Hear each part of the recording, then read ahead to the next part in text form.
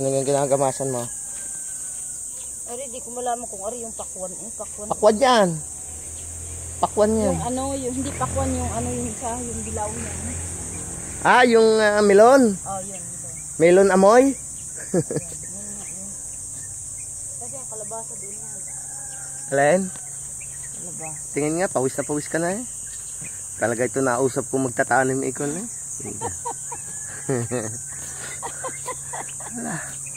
Ayan ang gilid ng bahay. Ayan. Ikaw ang sakit na ng kamay. Nalaglag ng ating mga papaya.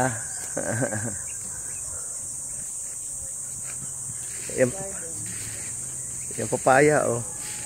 Nagkanghihinog na eh. Oh. Hindi na makuha eh. Ayan, nalaglag na. Ang bunga.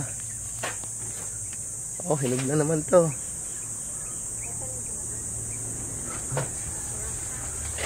Ha?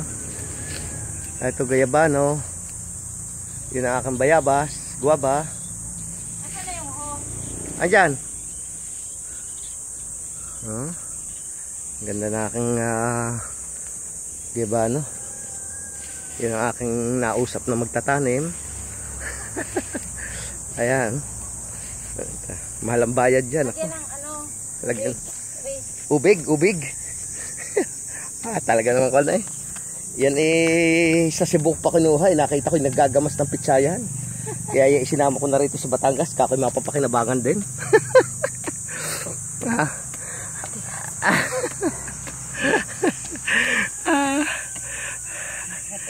Ayan, makilala ko yung nagpapaupa ng paggagamas ng patane.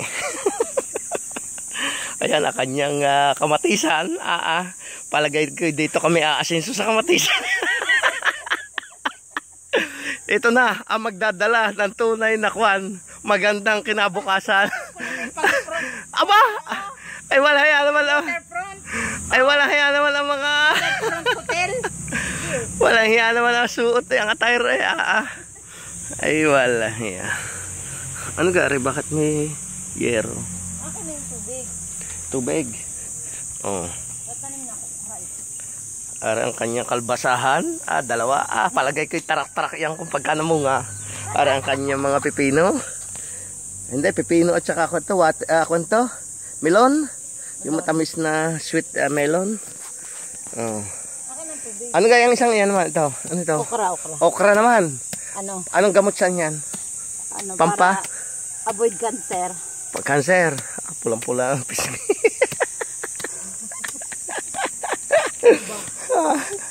Yan.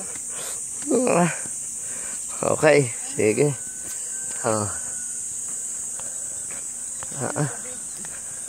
Kaya sabi ko hindi ako nakagkamali rito sa nakuha kong ito eh. Ang pangako ko lang naman sa kanya ay may 1 hektarya akong nayugan. Kaya magkakanyugan kami pagka kami nagkatuluyan. Ay ngayon ito na, kamatisan ang kanyang binabanatan. Okay. Babay naman din eh.